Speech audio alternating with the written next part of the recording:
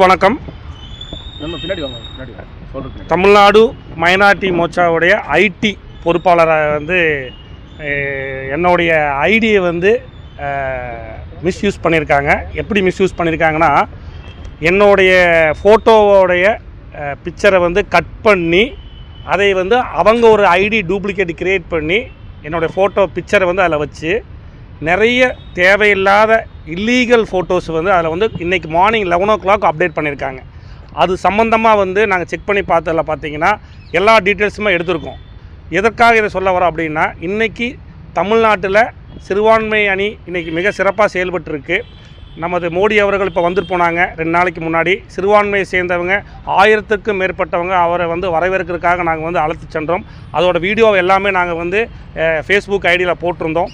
இது பொறுக்க முடியாமல் திமுக ஐடி விங்கு இது போன்ற செயல்கள் செயல்பட்டுருக்கிறாங்க. இது வன்மையாக பாஜக ஐடி விங் கண்டிக்கிறோம்.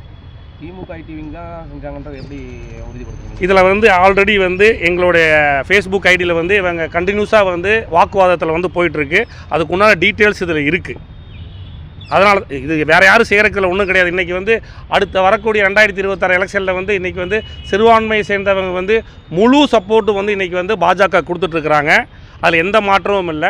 சிறுபான்மையை மையப்படுத்தியே இன்றைக்கி ஒவ்வொரு கட்சியும் இன்றைக்கி பேசிட்டு வர இந்த சூழ்நிலையில் நாங்கள் சிறுபான்மைக்காக எங்களுடைய மாநில தலைவர் நயினார் நாகேந்திரன் அவர்களும் சிறுபான்மை மாநில தலைவர் ஜான்சன் ஜோசப் அவர்களும் எங்களுக்கு முழு சப்போர்ட்டு கொடுத்து ஐடிவிங்க நாங்கள் ஒர்க் பண்ணிகிட்ருக்குறோம். சிறுபான்மையில் இல்லை கூட வாக்குவாதம் பண்ணினாங்கன்றதுக்காக அவங்க பேரில் எப்படி நீங்கள் குற்றச்சாட்டு வைப்பீங்க? இதுக்கு பொதுவாக நீங்கள் இந்த சம்பவத்தில் ஈடுபட்டவங்க மேல் நடவடிக்கை எடுக்கணும்னு சொல்கிறத விட்டுட்டு திமுக ஐடி விங் தான் பண்ணதுன்னு எந்த இதில் நாங்கள் கொடுத்துருக்கோம். இதில் கம்ப்ளைண்ட்டாகவே இருக்குது. இந்த கம்ப்ளைண்ட்டை நீங்கள் பார்த்தீங்கன்னாவே யார் கொடுத்துருக்கா அப்படிங்கிறது சொல்கிறதுக்காக தான் நம்ம சைபர் கிரைமுக்கு வந்திருக்கோம்.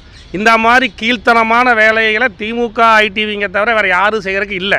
இது மட்டும் இல்லை, என்னோடய ஐடி மட்டும் ஹேக் பண்ணல. டெய்லியுமே பார்த்தீங்கன்னா ஒவ்வொருத்தவங்களுடைய ஐடி ஹேக் பண்ணுறது, ஒவ்வொருத்தவங்களை பற்றி தப்பாக போடுறது. இப்போ சமீப காலத்தில் கூட பார்த்தீங்கன்னா, இப்போ 2 நாளைக்கு முன்னாடி மோடி ஐயா வந்தாங்க.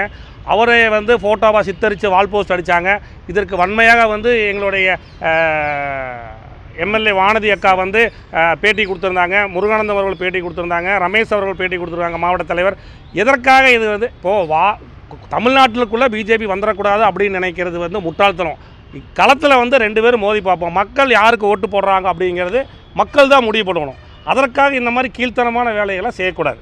அது திமுக அரசாங்கம் இருந்தாலும் சரி, அது எந்த அரசாங்கம் இருந்தாலும் சரி, களத்தில் இறங்கணும்.